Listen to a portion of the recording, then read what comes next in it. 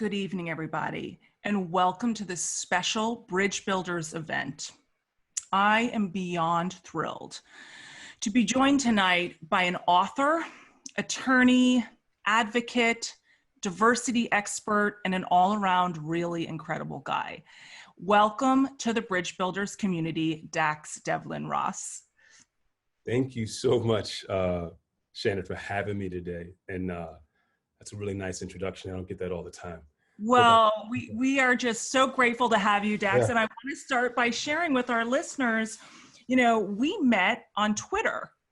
Yeah. So that's kind of cool. That's what happens these days, right? That's what happens these days. So let me give our friends some context. I was on Twitter, and a great ally, Susie Bowie, who is the CEO down here in Sarasota, Florida, where I'm based. Susie is the CEO of the Manatee Community Foundation, and has really been leaning into diversity and equity and inclusion work in her philanthropic role.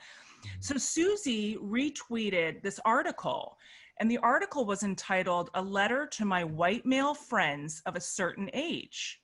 And I was like, oh, by Dax Devlin Ross. I'm going in. It's probably 11:30. I'm going in. And I was blown away. Dax, I was blown away. And the article, I'm going to humble brag on you, kind of blew up, right? And so it blew up. It got a lot of traction. The nonprofit Quarterly published it. And here I am now hearing rumors that you might be getting a book deal that is based on this piece. Is that factual? It is accurate to say that there is a book deal that has been consummated to extend and deepen some of the ideas that were surfaced in the letter. So wow, Congratulations. You know, honestly, it's interesting because obviously the context in which events happen, it's clearly, obviously, it's a good opportunity for me to be able to share and to explore, but I understand and I'm very thoughtful about what is the context that creates a moment like this. Gosh, I know, Dax. Yeah, and so I bet is it conflictual? Like, again, obviously, what brought you to this space and this time in writing? I think that like it would. I don't personally have a whole lot of internal conflict about it because I actually think that there was no, when I wrote the piece that I wrote, I wasn't writing it with the intention for it to go viral. I was writing it because I actually was just communicating with my friends. And I'm a writer, and of course I think about them in the context of a public domain in which things can live, but it wasn't like I had an intention. And I think that's what I even talked to, editors that I was speaking with regarding the book. It was that I just feel like I've been called to do something here, maybe that it's like, obviously I have an opportunity to share something around my life experience in the way I process and view the world that can help illuminate this moment. And so in that sense, it's not about me. It's about an opportunity to be part of some learning and some growth that's happening in this country. Well, I mean, I think that speaks so eloquently to who you are and what you stand for. And I wanted to, before we dive into this discussion about white men and building bridges with white men and our thoughts on it, I wanted you to just share with our listeners a little bit about your background professionally. You're in Brooklyn, you've got a young daughter, you're a family man. Tell us about your world. Man, wow. So I just want to say, first of all, I haven't had a chance to really just thank you. Like, thank you so much. You reached out on Twitter. We had email exchange. You've been just so, just been so warm and so engaging. And it means a whole lot when people reach out in that way and they want to offer platforms and share space. So just like real acknowledgement to you. Thank you. So I live in Brooklyn, and I am from Washington, D.C. though. And it's really important that I identify myself as somebody who's a native Washingtonian who grew up in D.C. in the 1980s and the 1990s. And I experienced what I consider and what many consider Chocolate City at its height.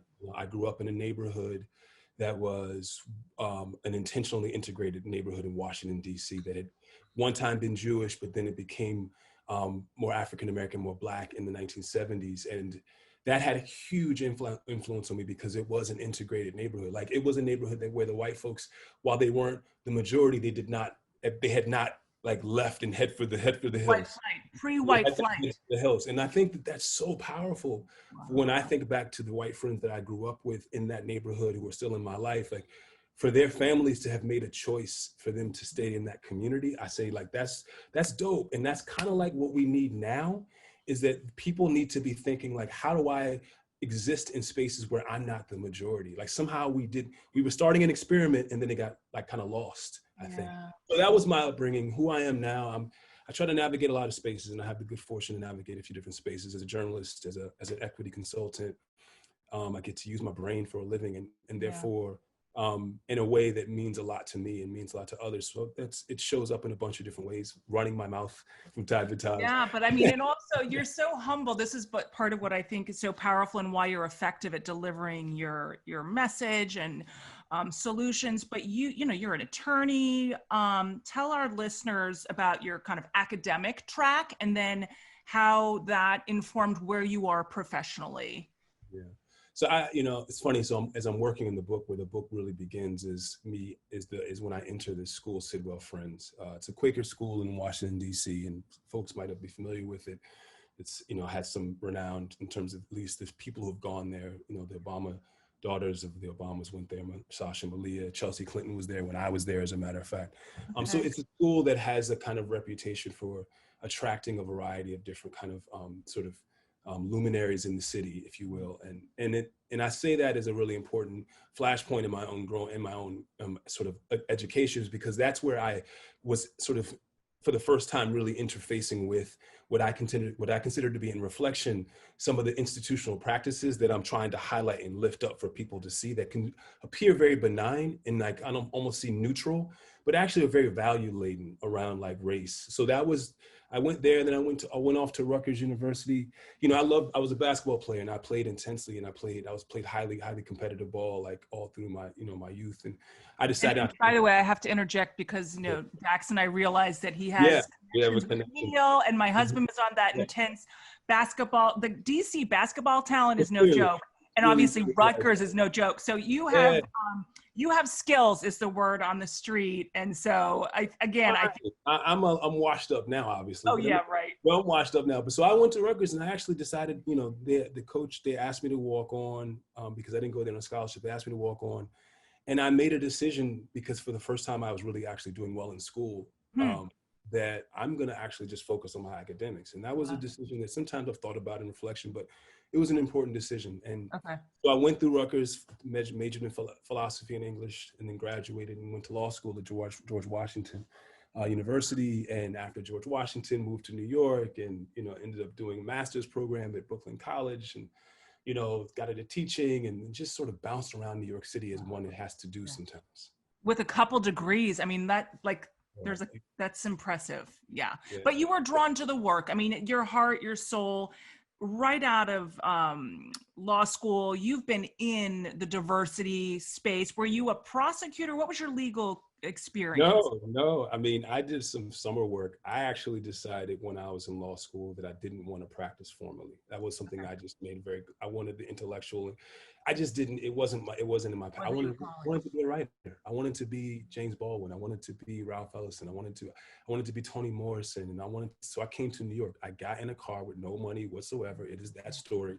Yeah. And I drove to New York, and I started my life. And it was right before 9/11, and 9/11 happened, and I didn't get a job for the next 6 months. So that was like, wake up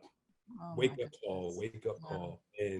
But I did get my first job working at a publishing house, and I worked at a publishing house in the mailroom. And I got paid $15 a day with a law degree. And this is important for folks to understand. As a Black man with a law degree, I could not find a job. And I was applying everywhere. And it really hurt my heart, because at that point I had made such an investment in the system, and believing that I was going to excelled and done everything else. I couldn't even get, and it was shocking. But this publishing house job was important because I got to bring home all the books that I could read. That was that was how they paid me. And that was oh my goodness. So isn't that so overqualified? But there was something in you that knew, as you just said, that you're pulled towards big think, writing, publishing, thought leadership. And so how did you, after that first job, where did that take you in your career? So, you know, after that first job, I will say that it was actually a significant disappointment because I actually wanted to get into publishing I wanted to kind of learn the editing, learn that world. And to be quite frank, I didn't know when I went there that it was predominantly white world. I just didn't know that the way you get into that is that you have to start at the very bottom making like $30,000 a year. And if you don't have a trust fund or someone who can support you making a living in New York City, you kind of can't do that, you know, but it's that's also how. amazing. Don't you think, Dax, sorry to interrupt Yeah, you, but this publishing world, again, told you, I am just putting myself into yeah, this, yeah, pursuing a book project, which I don't have a publisher yet. And my gosh, it is so competitive. It is cutthroat. It is hard. It's very hard. get our literary agent to like pick up the phone and engage. I mean, it is brutal. So I get Well, it. met my agent when I was, you know, we were both in our 20s, and I was the first book, mine was the first book he ever sold. And we just sort of kind of come up together. But I think having to I put myself in New York.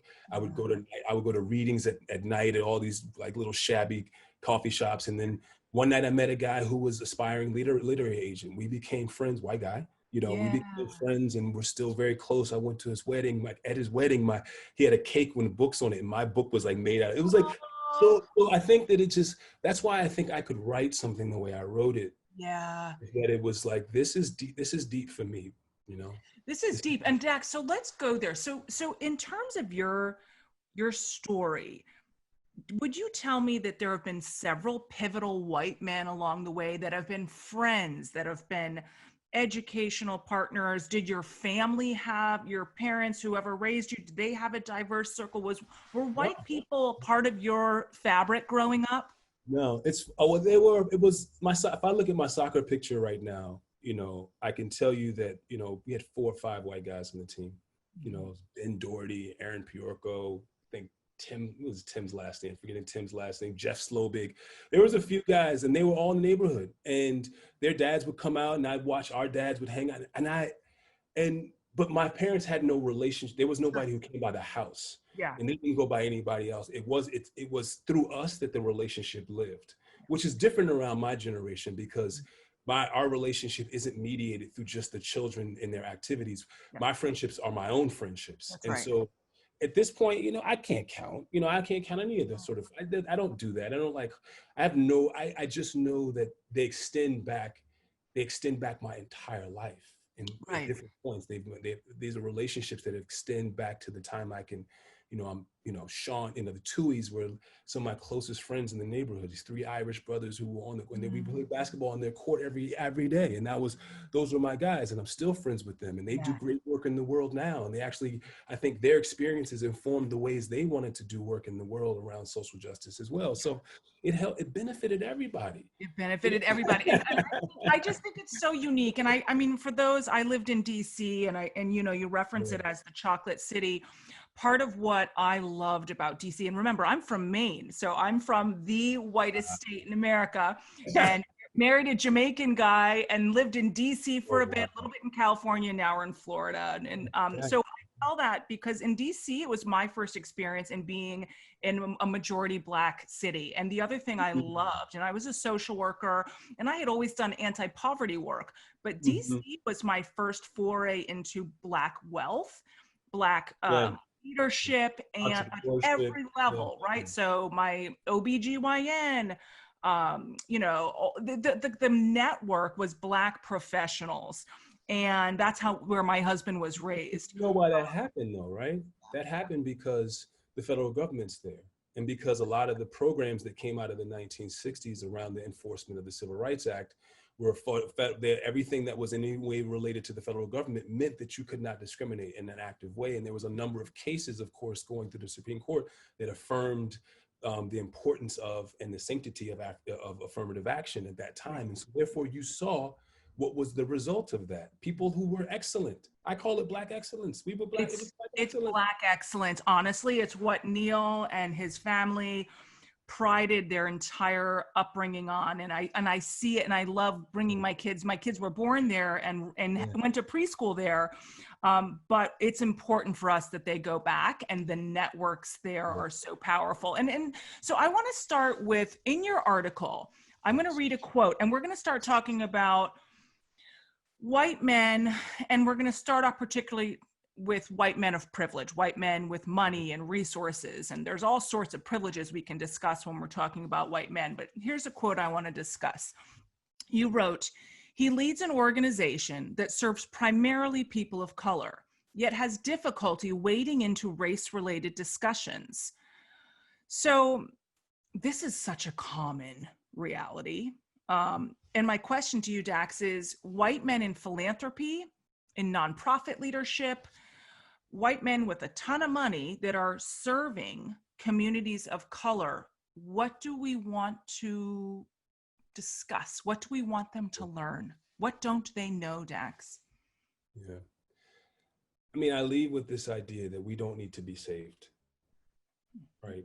Like that, if that is the mindset, even if you have to interrogate and ask yourself, is this about saviorism and your belief fundamentally that we can't do it, or that we are like somehow congenitally predisposed to perform at a lower, at a lower clip, whether it's a standardized test or anything. If there's a belief there that we are somehow unable to, because what I suggest and submit is that, that if folks are empowered, like truly empowered, then they have the solutions. We actually have incredible solutions. We're under-resourced is what we are. Yes. We're under-resourced. Yes. And that under-resourcing is structural. We know it from like the history of wealth accumulation, but it's also structural in the ways in which, like in the philanthropy space, who is perceived as being a good steward of resources? Who can produce the kinds of metrics that you will believe and who can produce the marketing materials, who can create the narratives? Other folks might be just so busy working, they don't have time for that, or because they don't have the resources and bandwidth. And what happens is it reproduces a kind of hierarchy, because if I don't have the resources from the beginning, I can't get the pieces in place that would allow me to show you that I can do X. So therefore there's like Thomas Piketty wrote the book, Capital a few years ago. And his whole idea was that wealth accumulates capital, accumulates value faster than wages rise. This idea that, I can't catch up to, there is no way to catch up. That's right. Because capital is actually compounding in value. It's such look at Jeff Bezos. He made $13 billion in one day last year. How can anybody ever catch up to this and be in a place where we don't have to take? So for philanthropy, it's understand that there's a structural component to the ways in which we have defined who is potentially successful, who is merited, all these things. And I would like to unpack those things and talk about what's underneath it. I mean, so I shared with you when we were getting to know one another that this space is a hotbed for me, because I, as a social entrepreneur for 15 years, learned everything about philanthropy, that the good, the bad, the ugly, and most relevant as I transitioned out of the nonprofit world was the depth of racism and sexism in philanthropy, period. Right. So I started to feel it. I hit my own glass ceiling. I saw both Neil and I experience it in really veiled ways. Right. And you just kind of deal with it and you take it and you pivot. But it comes in the form of, regrettably, kind of a white dominant, and especially down here in our region, it's just the truth that there is a massive amount of white wealth. There is a massive amount of poverty. So regrettably, over the decades, the poor Black community and the poor Latino community is under-supported, under-resourced, underfunded. So the gaps are really extreme, right? Which means that building the bridges is absolutely critical. And so part of what we saw was, gosh, we came from DC where Black philanthropy was abundant. And the truth is, Black philanthropy and white philanthropy manage money differently, right? So I found Black philanthropy to be flexible, a little bit more forgiving, and absolutely believing and supporting my husband as a Black male leader in a way that they actually cared about his humanity. They wanted good outcomes, they got it, but they cared about his humanity. And I find this is very general, and I'm not speaking for Neil, but my observation is that white philanthropy is hyper controlling, hyper outcome, not even advancing the Black leadership that is serving the community. And we know Black leaders serve the Black community with lots more success in education and human services. We just know that. So anyhow, so this notion of like how Black philanthropy is giving, how white philanthropy is giving, that's relevant. I mean, have you seen and experienced this as well? I mean, I've had the opportunity, you know, in my career to work with Robert Smith's foundation, the Fund 2 Foundation. I had the opportunity for a couple of years to be sort of in part of that community, and it was really, really special because as a, you know, as a wealthy Black entrepreneur, he was so deeply, deeply committed to and focused on and generous with his wealth, and continues to be. And, you know, he is very metrics driven. Let's be clear, like metrics matter. And it is for him as well. And I'm not suggesting actually that metrics actually to me are personally the thing that we need to be so focused on. I think we obviously want to know what kind of impact we're having and what we're doing, but what are we defining as impact is also really important. Yes. You know, quite often I think impact is unfortunately defined as like outputs versus outcomes. It's like number of people served, you know, so you hear sometimes I was on a call with a foundation a couple of weeks ago as a consultant with one of my clients, and it was really hard to be on that call with them because this program officer just, I don't think realized the kind of harm that was happening in that conversation. The group that I was on the call with, they went into it with an intention and excitement, only to discover through, you know, early in the conversation that, you know, we're not going to fund you, but basically we just want to learn about you. And it just felt really painful to watch that because they had such excitement and they had this whole vision of what they, and it was that wasn't even the kind of conversation and the ways in which a foundation could claim that time, and we can't get that time back, right? I know. And in fact, they're extracting things and using it for their benefit. I don't know where that data is going. Where is that data going? You're taking notes. What do I mean? And it just felt like, how do we pause this and talk about like what's going on in this moment right here? Yes. We have different intentions, and you have to acknowledge your power here. You have a power, and it's set up structurally in that way. And we've made tax decisions around how philanthropies, we've made all these sorts of decisions, and now that's just become sort of embedded for many people. I know there are a lot of foundations that are really, I'm working with some that are pushing the edges and are really having that's right. It's happening and it's beautiful and it's powerful, but there's a lot of folks who still haven't gotten on it. They still haven't gotten. So I agree, Dax. I think that was so well synthesized because I know there are good foundations that are diving in. There are regional foundations down here saying, we want to diversify our boards. We want to increase our funding for Black leadership. We want to really listen to the community. We want to commit to anti-racism work. So there is good work being done. But the truth is, for those on the front line that have been doing this work for decades, you know, Black nonprofits are so grossly underfunded. Black leadership in nonprofits are underfunded. Female leadership, women of color, grossly underfunded. And let's just also talk about the invisible work that Black and brown leaders do that white people don't understand. So things like building social capital, working above and beyond to support their clients, their constituents, and their staff, manifesting all the trauma that comes with, you know this from being in Title I education, the trauma that your team has to endure by working with communities that have experienced trauma, and then having it yourself, and then turning around and having a white power structure tell you that because 5 people showed up to that program instead of 50, it didn't matter, when those 5 just had life-changing experiences by creating a network of support and inspiring each other. Oh, gosh, I mean, you get it. You get it. I mean, I still, you know, if we talk about another part of my journey career-wise was actually being a nonprofit leader. You know, I started and founded an organization in New Jersey, and, you know, worked across New York, and had a chance to work also with Philadelphia and DC, like a lot of East Coast cities, and led teams and led boards and built boards and had these predominantly white boards. And, you know, so I don't stand as a consultant and writer who hasn't done it himself. Like I've actually had to do the fundraiser. Yeah. Did a big fund. I used to do a fundraiser at 4 World Trade Center, did a run up every year. Like that was the fundraiser we did. And those things were so stressful. I know. Every year that thing would come around, I would get a pit in my stomach. Absolutely. And I was, it's because it's like this sinking feeling, like I've got to make this happen.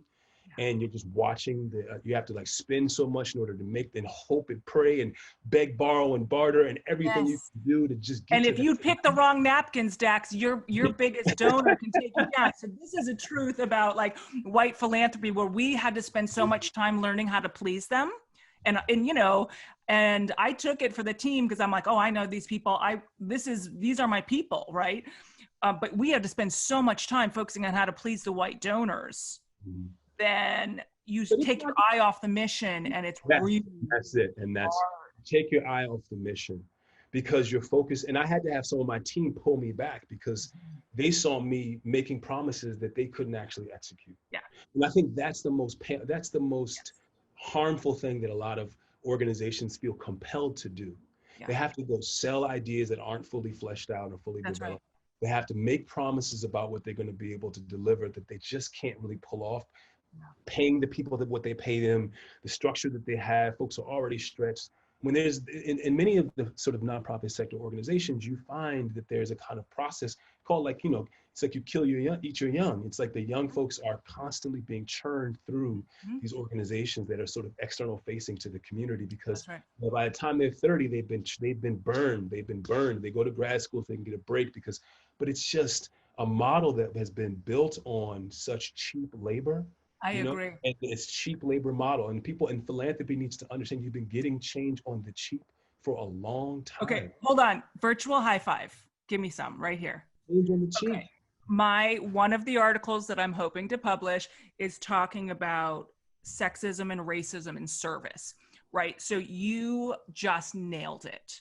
The work, and the people would always say, you're doing God's work. And I was like, actually, I'm doing society's work. I'm getting paid so poorly that there's only a matter of time before this just burns out. And so I call it my dumpster fire, but I had a real mental health and physical health kind of like rubber hits the road in my 40s. And here's the other truth. I'm also very aware that the buffers I have as a privileged white woman to have that kind of crisis kind of patched me up.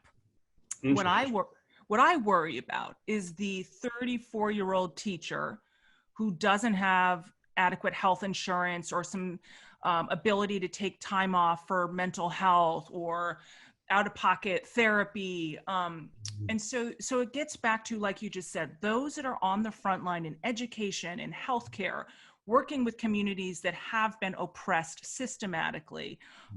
Why are we paying them so little? Why? I mean, I think why there's so much rage. It's like to me though, it has a lot to do with, you know, it has a lot to do with distrust, actually. Yeah. It's rooted in distrust. It's rooted in this idea that if I give you too much money, then you're not going to spend it on the mission. And I want to therefore see an 80-20 split. Like I want to see 80% go towards the program and 20% can go through your administrative. And then, but you think about a significant share of that goes to where the people in the C-suite positions, because we believe that we can only get that level of talent if we pay them, but everybody else is interchangeable.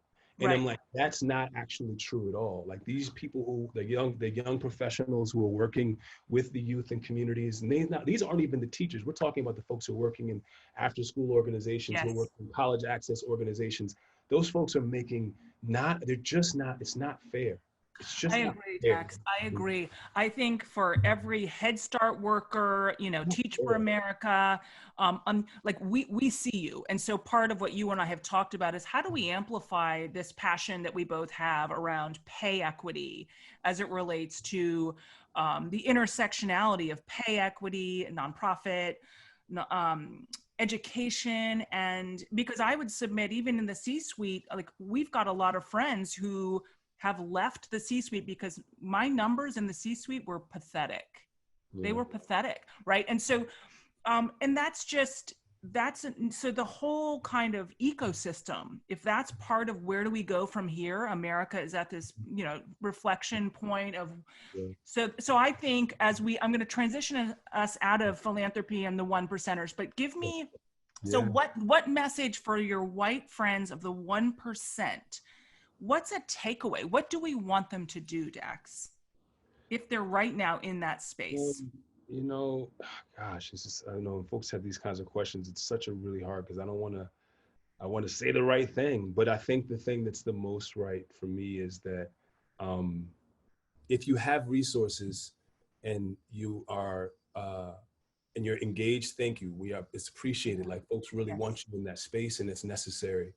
I only ask that those resources are only one type. That those resources, like money, is only one type of resource, and we have a tendency to overdetermine the person who has the money, and underdetermine and undervalue the person who might have the insights and the innovation, and who's doing the labor, is doing the work. So I would say that, like, just invest in the people who are doing this work, and really invest in them is like, believe in them, trust them, give them, resource them. It's not get out the way and we got this. It's not that, but understand that we're partners in this. And it's that you might have expertise in the business sector and whatever, but that doesn't negate the expertise that I might have in lived experience. That might not have the innate experience that I have in organization, in community organizing. And those shouldn't be, in the hierarchy that we've set up, is that, white guy, I'm talking to you, that your knowledge is more valuable than my knowledge. And that we have to recalibrate that. We have to recalibrate that, Dax, because like you said, the teacher that greets the students, a bilingual teacher, a strong Black woman who knows in the child's eyes when they walk into the classroom there was a bad night, and that they have the ability to connect, they have compassion, they have the ability, like, those are skills that are so devalued. And I agree with you that if we can get white resourced philanthropists and leaders to understand the value of the champions in service, that is one strong area, like you said, that we'd love them to focus on that, invest in the people. Okay, so again, for our listeners, Dax and I, you can tell we're passionate. We think a lot about philanthropy and the role of white men in philanthropy and nonprofit leadership. And so we're asking you to invest your resources, invest in talent, listen, share, and evolve with us. This space is going to evolve. And so we are thankful. We're grateful for your resources. We recognize you have choices. And yet we want to continue to partner with you. We want to bring you into some of the internal, both challenges and also the internal joy in the space of change makers. Now, Dax, I want to transition a bit. I want to talk about poor white men, okay? And I want to know your experience with poor white men. I'm going to tell you quickly, growing up in Maine has a rural poverty that is really quite overwhelming, and probably more invisible than people realize. A lot of Maine people know the coast, but I remember drives with my family into the center of the state, and folks having no power during freezes and winters, and just a rugged poverty. And then we moved down here to Florida with our kids, and Neil was the first one to bring this up with our boys, how overwhelming it was coming from DC, where we had an overabundance of Black poverty because they knew their mom was a social worker, they knew the work I did, to now see white poverty in the South, and to look and see and build compassion for poor white men. What's your experience with poor white men, just in your life journey, before we talk about how do we build bridges with poor white men? I think for me, I define people as people living in poverty versus poor white, because I think for me the word poor as the main way in which you define someone, actually, in my view and in my way of experiencing the world, it's like, it can be reductive. Largely because of the ways in which we think of poverty in this country is like it's value laden. Okay, first, thank you. Thank you, because I want people to catch how eloquent that was that he just caught me. And I tell folks in Bridge Builders, like, I want to apologize. I think I've been I need to reimagine how to talk like people living in poverty, not poor people. Huge difference as it talks about their dignity. So thank you for catching that and sharing. That's a better way to speak. I learned it through, I did some work, some anti-poverty work a few years ago. And that was something I had to learn too. Yeah. And learn about like, situational poverty versus generational poverty. You can be there. I could be a college student and not have, and that could be a situational experience of poverty versus a generational experience of poverty. And I think they have overlapping features, but they're distinct phenomena. Yes. So when I think about, my experience with, white men living in poverty, it's such an interesting, for me, I kind of encountered it mostly in sort of these pockets where if I was doing some direct service work, I would have interactions and encounters. And often it would even be, I would meet somebody on a college campus who was a white guy who was able to get to college and via scholarship, and he didn't identify with the experience that he was having on that campus, and no one saw him actually, and they didn't understand that like he wasn't that person, and yet he also recognized, and also having to work with that person to understand and recognize that whiteness is actually is still a phenomenon that sort of intersects with their lives, and that it can have a dangerous sort of effect on, as a white person, this sense that you have some right or entitlement to certain citizenship rights that should not extend to other citizens, right? So I think where I struggle with, the conversations around class at the intersection of race is I hear people who are saying, that race is sort of like a sort of defining feature, in that, a white person who is in poverty is still a white person. I hear that, Mm-hmm. I still that there's still agency and power. And I also see that, that there's, in our history, we've separated working and white folks are living in poverty from people of color who are experiencing their journey as well. And that's been very strategic, and trying to help folks to understand that there's alignment in what we want. What we want actually is not different. It is that you want to have more stability in your life. You want to have an ability to build a family, and you want to be able to like have a job that has meaning and gives you purpose. These are the same things that people of color want as well. Like, I'm not your enemy. Like, I am not your enemy. I'm not trying. And I also want them to hear me. And I think in my experience, it's that sometimes it's very personalized with those guys, and there's not a real analysis of the larger phenomenon of systemic inequality that's driving the opportunities that are very limited for them. Yeah. And the rage that they have is often directed towards people who they believe are receiving some benefits that should have accrued to them. And I'm like, yo, there's plenty here, actually. There's plenty here. Yes.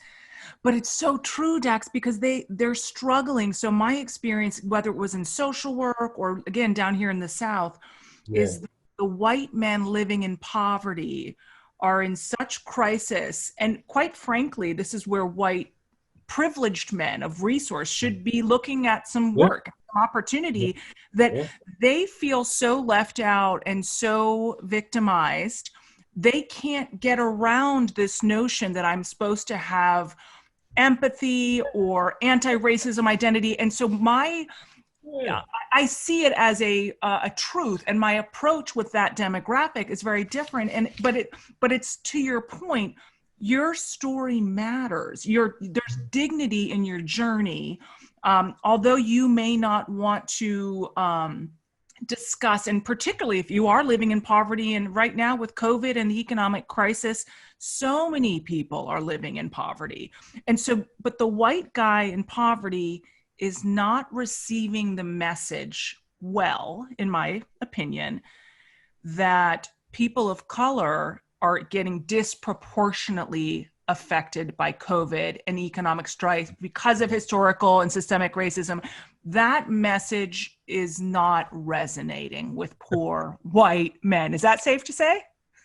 I listen, you might know better than me in that space. And like, I think I have some intimacy and understanding. And I think I couldn't, based on what I observe, and I've done work with like Southern Poverty Law Center. So I've seen sort of the data around who gravitates towards sort of hate groups. I get that that is actually a demographic that is very receptive to the messages being passed through sort of supremacist ideas. Mm-hmm. To me, what that still speaks to is this deeper idea that there is some that has roots in kind of, pseudoscience around a kind of genetic superiority of whiteness that I think people cling to when they don't have other things that they can really find to give them merit, give them sort of a sense of stability and value. Is that at least I'm white, and therefore I should therefore have at least this person who's Black, who should be below me, who should, and to me, that's the harm that white supremacy does, though.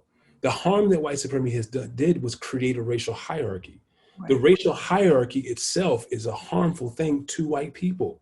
Because because it creates a sense, I saw it in schools, it creates a sense of desperation amongst people who are competing for where they're perceived to be a shortage of resources and opportunities. And so you have an elite school environment, you have a lot of unhappy young people who are stressed out, who are very sort of competitive with each other because they're all vying for what they perceive to be these very limited opportunities at the top of the pyramid. And then therefore, but what's still, and also that, and part of that is affirming, and it's like, I need to affirm my whiteness, and I need to affirm sort of this identity that I hold. And the way that I do that is that I rise into these elite positions. What it does to the people who are on the bottom, socioeconomically, to me, it does the very opposite. It creates this sort of deep sense of, of like disappointment around your inability to access what you believe your biological genetic predisposition has supposed to ordain you to be able to receive. And it's just like, it's hurting us all. It's hurting us all. And I think a lot of that's subconscious. So I think, and you and I talked about this before, how, again, I study whiteness a lot. And I think that there are millions of white people who subconsciously have been living in this, we are just the default. But the story has been so white dominant that this moment in time is disruptive for that very core understanding, like, well, this is how it's always been. It's always been this white playing field, and not even subconsciously for some, definitely many are choosing white supremacy, but for some it's subconscious. And so then it becomes this question of looking, and you and I talk about this, how do we bring together that, because angry in my mental health years as a clinical social worker means sad. It means isolated, it's hurt, it's pain. How do we access that white male pain that can now show up in rage? And it can be very dangerous, right? And it can be deadly, obviously. Yeah. It is deadly. Yeah, it's deadly. And so part of what we've learned through all that has revealed itself after the murder of George Floyd is, so now where there's majorities of communities not coming together to say, wow, we've got to go deep. This racial pain and strife and division is so visible now. We can't turn away. What I want to figure out is, how do we get these white men? So now I want to transition from not just low-income white men to middle-class white men. Middle class, the cops, the firefighters, the super conservative kind of, I have my script, I'm a good human being. I call them the well-intended whites. I go to church on Sunday, I pay my taxes. How do we get that group who now has the potential to teeter either way, to look at all these messages, even in the work you and I do of anti-racism and inequity? How do we get them to have compassion in their heart, Dax, to see that there is actually something in this for you, that instead of seeing this as a battleground where your whiteness is threatened and your entire profession is is threatened, what if we could access them through that pain point? And how would we do that? I mean, you've got such really, these are the questions of the day right now. And, what I offer is what I can offer. And I think, for me, a lot of it is connected to the young people in their lives. And what's at stake has a lot is really about their children. Yeah. And it's actually going to be, because, for a lot of these, men and women as well, because I think one of the things that's even really hard, I mean, there's a lot of white women out there that are showing up right now in ways that are, really revealing. And it's really, really, it's hard to watch at times because, there's a kind of sort of moral outrage that seems to me like kind of a bottled up anger that's really dangerous too.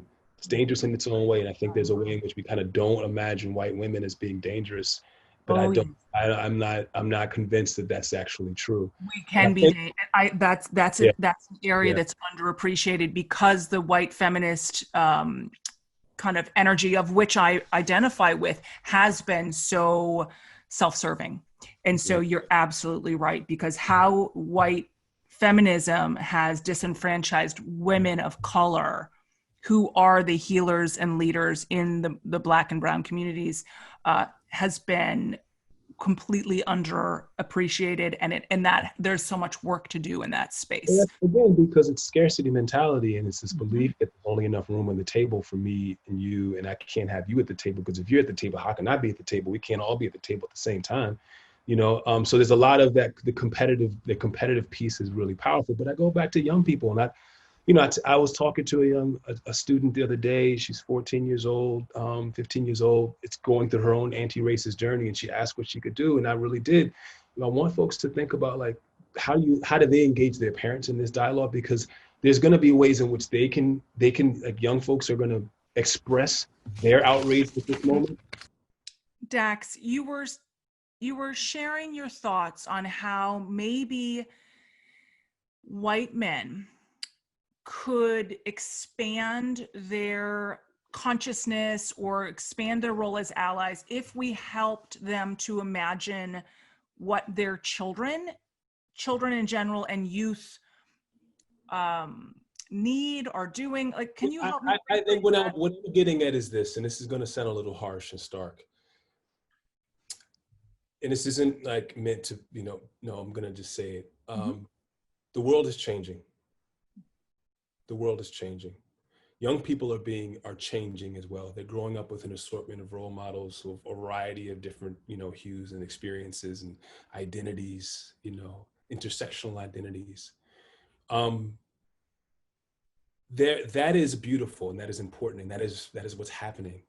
And I think that what the folks who are holding on to something that they cherish as, a way of life that they want to sort of be able to hold in place, need to sort of reckon with the idea that holding in place is actually holding some people back. It's holding some people down, and it's oppressive to some people, and it is not this is not folks are not saying, please, give all your shit up. Like, it's not about like, give everything you have. It's not what people are saying. It's what folks are saying is that we need a different relationship and pact as a community. And you're part of this community. You can't just live outside of the community and sort of interact with it and engage with it only in the ways that you want to. All of us have to engage with it in ways that are going to make us feel a little uncomfortable at times. And when I go back to young people, I'm pointing out just that they're observing all of this stuff. And if we look at the protests that took place last month, and, who was out there was young, a lot of young white folks who are angry too, who are hurt too, who want a different world. And they're your children, or they're like, somebody close to you, and then your family. And, you can't turn away from everybody. You can't turn away from everybody, we can't. Well, we don't not turn away from you. We don't want you to turn away from us just because you think we're trying to get something we don't deserve, or we aren't entitled to, or we're trying to take from you. That's not what's happening here. It's not. Okay, so that, as we come to a close here, Dax, I think that message is so powerful. And I hope that our white listeners, particularly our white male listeners, are experiencing that and absorbing that this new majority, this new multiracial, expanded identity majority is here and growing. And in fact, white men and white people, you are part of this ecosystem. You are part of this new fabric, but everything is changing. Things must change. And you and I spoke, Dax, and I want to get your final thoughts on this. Mm-hmm. Individualism has been really associated with whiteness and Eurocentric kind of history. Collectivism is one of the most beautiful assets that I've experienced as being part of a Black family, working cross-culturally in Black and Brown communities. How can we invite white men to think more about the assets and the benefits they will receive, not just like you said about giving up and sharing resources, but what they're going to gain from embracing new communities, and particularly the Black community? Tell me your thoughts on that. There's a way in which I was listening to Brian Stevenson this morning, and Brian Stevenson, I met him a few years ago when I was working in a story before he blew up, and he and I just talked for an hour, and it changed my life just listening to this man. And so much of what he starts the work with, that he's charging and challenges people to do, is really like facing the history. You can't just embrace the good parts of the country. You can't just say that's not you. If you want to embrace the we, then you have to embrace the whole we. And you can't just embrace the we that is convenient, that is comfortable, that makes you sort of that you want to identify with. So I think what you have to appreciate, and he also points this out, and I felt this, and I was watching John Lewis's documentary the other night, and I turned to my wife at one point, and I'm saying, yo, Black people have given so much to this country. I know. We've given we give our souls to this place. We give our heart and soul to this place. And every time we think we're about to get there, it's like, the door gets shut, the rope gets pulled, the floor gives way, and we just keep wanting and desiring and asking and believing that another world is possible. But I think as we look at the environment, as we look at this pandemic that we're in, it's like it is told us that we are inextricably linked to one another. King told us this back in 1960s. He pointed us in his last book, Where Will We Go From Here, that I tell people to read. Don't just read White's Fragility and That's read, right. Go back and read King. Because a lot of people think they understand King. You don't understand King. You don't know where he was going in his intellectual journey, his spiritual journey. He was talking about these exact same things in 1967. So I say that, and I say that this invitation, this invitation is a necessity for our collective survival right now. Yes. We cannot think the environment is just ours to use at our whim. We cannot think that natural resources are ours only, that our shareholders are the only ones to be considered. When we can't only look at our 401k portfolios and think that our gains are gains. If our gains are other people's losses, then we're not.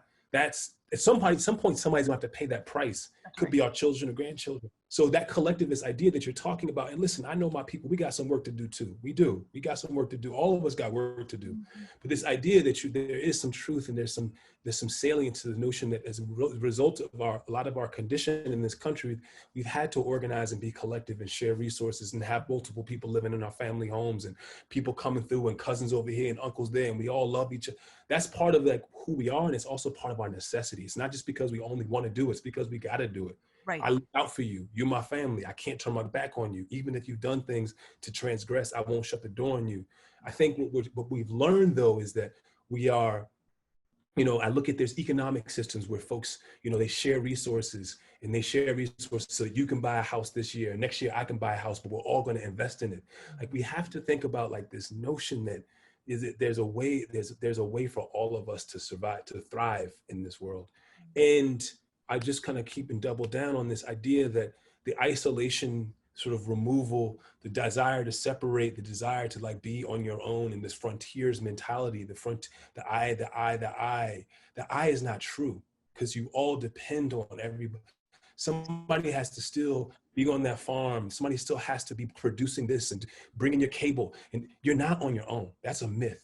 We can never be on our own. We can't. And so again, Dax, I want to thank you from the bottom of my heart. I could go on forever. And I think I promised our listeners and some folks in our network that you and I are going to continue this conversation. We'll expand the conversation and bring in some different voices. Yeah. Continue to look at how do we build bridges with white men? How do we take this journey together? And I thank you. I thank you so much. Oh, no, let me thank you for making time, space, for situating this as a part of, as an important dialogue that you want to bring, for your own courageousness to like reckon with whiteness, your own, like we're all reckoning with our identity. So, you know, it's a real gift to spend this time with you, and just, you know, kudos to the work that you're doing in the world. And, you know, if people want to connect with me, I'm sure that you'll find ways that they can connect with you. me. Absolutely, we will. So again, thanks to our listeners. I will be placing here all of Dax's contact information, his social, how to share this content, which we hope you do, and to continue the work building bridges. Thank you, Dax. We'll talk soon. Have a great day. Thank you. Thank you, everybody.